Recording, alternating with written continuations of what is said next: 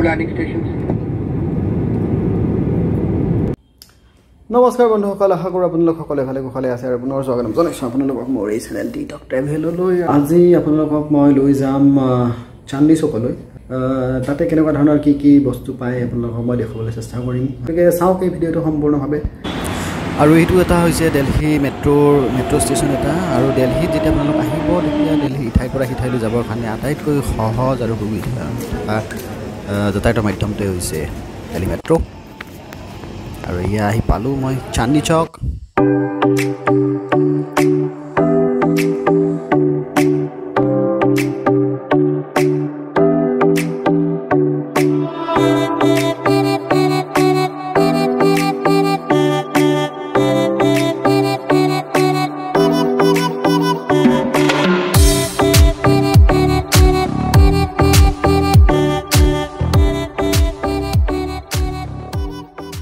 এই যে মোৰ সোঁফালে এই দোকানখন দেখা পাইছে, এইখন এখন চান্দনী চকৰ বহুত পুৰণা দোকান আৰু বহুতেই জনপ্ৰিয় দোকান। এইখন নটৰাজকে দহি ভাল্লে বুলি কয়, দহি ভাল্লা এবিধ খোৱা বস্তু, ষ্ট্ৰীট ফুড। এয়া দেখা পাইছে মানুহে ৰাস্তাতে থিয় হৈ পেলাই ইয়াতে খাই আছে। তাৰমানে কিমান পপুলাৰ হ'ব লাগিব, চাফ চিকুণ, দামো কম, বহুত কম।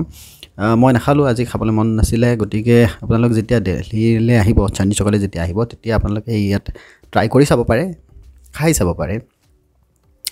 আৰু এটা কথা মই এইখিনিতে কৈ থৈ দিওঁ, চান্দনী চক ঠাইখন হৈছে এখন মানে খুব মানে ব্যস্ততাপূৰ্ণ ঠাই। ইয়াতে বেছিকেলি ব্যৱসায়ীসকলে আহে, ব্যৱসায়ৰ মানে এখন কেন্দ্ৰবিন্দু এইখন। গতিকে ইয়াতে প্ৰায়েই মানে হেঁচা ঠেলা এইবিলাক নৰ্মেল। আৰু এতিয়া আগতকৈ বহুত মানে এতিয়া খালী হৈছে জেগাবিলাক, ৰাস্তাবিলাক এতিয়া অলপ আহল বহল হ'ল। আগতকৈ এনেকুৱা ধৰণে নাছিলে আগতে। এতিয়া নতুনকৈ এই গোটেই ৰাস্তা পদূলিবিলাক গোটেইখিনি ভালকৈ সজাই সুসজ্জিত ৰূপত এতিয়া বনাই দিয়া হৈছে।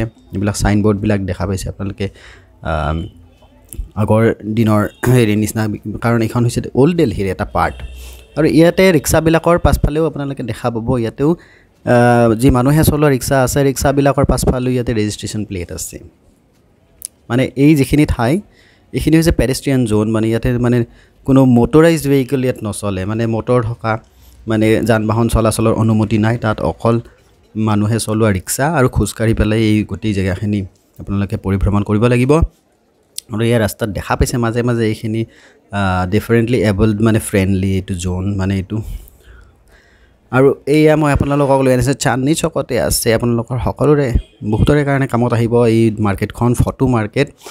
এই মাৰ্কেটখনৰ ভিতৰত আপোনালোক যেতিয়াই সোমাব, ইয়াতে ফটোগ্ৰাফীৰ লগত ৰিলেটেড ইকুইপমেণ্টছ যি লাগে, লাইট, ফ্লেছ লাইট, কেমেৰাৰ এক্সেচৰিজ যি লাগে চব ইয়াতে পায়। মই একদম ভিতৰলৈ আপোনালোকক লৈ গৈ পেলাই যিখিনি পাৰিছোঁ মই দেখুৱাইছোঁ ইয়াতে, কাৰণ ইয়াত বহুত হেঁচা ঠেলা হৈ থাকে, একদম সৰু গলি টাইপ ৰাস্তা এইটোত। আৰু দোকানীবিলাকে কেতিয়াবা ভালো নাপায় এনেকৈ কেমেৰা লৈ পেলাই মানে ভিতৰত সোমালে মানুহ। ইয়াতে আপুনি ফটোগ্ৰাফীৰ লগত ৰিলেটেড যিয়ে বস্তু লাগে চব পাব। আৰু ইয়াতেই আছে আপোনাৰ কেমেৰা মানে ৰিপেয়াৰিঙৰ কেইবাখনো দোকান আছে ইয়াতে। যদি আপোনাৰ DSLR আছে বা সেনেকুৱা ধৰণৰ যি কেমেৰা আছে আপোনালোকে ব্যৱহাৰ কৰে, সেইবিলাক যদি কেতিয়াবা ৰিপেয়াৰিং কৰিব লগা হয়, তেতিয়াহ'লে এইকেইখন দোকান আছে যে, এই দোকানকেইখনতে এই গোটেই কেমেৰা ইকুইপমেণ্টছ, লেন্স ইত্যাদি চব সেইবিলাক ৰিপেয়াৰিং কৰি দিয়ে তেওঁলোকে। আৰু এইটো হৈছে এছপ্লেনেড ৰোড, আৰু এছপ্লেনেড ৰোডত আছে বিভিন্ন ধৰণৰ কেইবাখনো মানে মাৰ্কেট। তাৰ ভিতৰত আছে টয়জ মাৰ্কেট আছে, ঘড়ীৰ মাৰ্কেট আছে তাত মানে, আৰু চাইকেলৰ মাৰ্কেট আছে। এতিয়া টয়জ মাৰ্কেট বুলি যেতিয়া কওঁ, এই টয়জ মাৰ্কেটত এতিয়া মই আপোনালোকক লৈ যাম। এয়া হৈছে চাইকেলৰ মাৰ্কেট। ইয়াতে সৰু ল'ৰা ছোৱালীৰ কাৰণে যি মানে চাইকেল যিবিলাক থাকে, সেই চাইকেলো ইয়াতে পাই যায়। ইয়াৰ পৰা তেওঁলোকে ভাৰতৰ বিভিন্ন ঠাইলৈকে তেওঁলোকে ডেলিভাৰী দিয়ে এইবিলাক। আৰু এইখন হৈছে ঘড়ীৰ মাৰ্কেট। ইয়াতে মই ঘড়ীবিলাক আপোনালোকক জুম কৰি পেলাই বা ওচৰৰ পৰা মই নাই দেখুওৱা, কিন্তু যেতিয়া আপোনালোক ইয়ালৈ আহিব নিজেই চাব, ইয়াতে লেটেষ্ট স্মাৰ্ট ৱাটছেছ যিবিলাক থাকে সেইবিলাকৰো কপি মানে একেই হুবহু দেখিবলৈ নকৰে, চব পাই যায় ইয়াতে। আৰু টয়জ মাৰ্কেট আছে ইয়াতে, টয়জৰ এইবিলাক দোকান, এই দোকানবিলাকত হ'লচেলো কৰে, ৰিটেইলো কৰে। আপোনালোকে যদি এনেকুৱা টয়জৰ দোকান যদি নিজৰ ঠাইত যদি খুলিব খুজিছে, তেতিয়াহ'লে আহি পেলাই এওঁলোকৰ লগত কথা পাতি চাব পাৰে। হিন্দী জানি ল'লে অলপ ভাল, হিন্দী নাজানিলে তেওঁলোকে অলপমান ঠগিবও পাৰে, মানে সেইটো মই নকওঁ। আৰু এয়া মই আপোনালোকক লৈ আনিছোঁ চান্দনী চকৰ যিখন আটাইতকৈ মানে গুৰুত্বপূৰ্ণ এখন বজাৰ। এইখন হৈছে ইলেক্ট্ৰিকেলছ মাৰ্কেট। এই ঠাইখনৰ প্ৰতি মোৰ এটা বিশেষ এটা মানে কি বুলি কয় হেঁপাহ আছে, মোৰ সদায়ে থাকে। মই যেতিয়া চান্দনী চক যাওঁ ইয়াত মই যাওঁৱেই, কাৰণ ইয়াত যিবিলাক মানে জাক জমকপূৰ্ণ এইবিলাক যিবিলাক যে লাইট থাকে, ৰঙীন ৰঙীন লাইটবিলাক, এইবিলাকে মোক সদায় আকৰ্ষিত কৰি আহিছে। আপোনালোককো হয়তো আকৰ্ষিত কৰিব পাৰে যিবিলাকে লাইট ভাল পায়।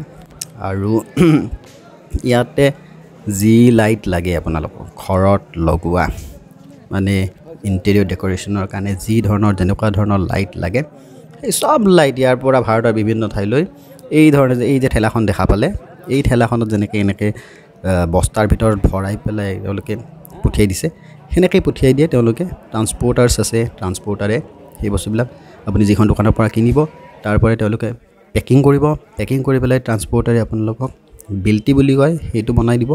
দিয়াৰ পাছত আপুনি গুচি আহিলে হ'ল, সেই বস্তুটো আপোনাৰ গন্তব্যস্থানত পাই যাব, যি ধৰণৰ লাইট লাগে চব।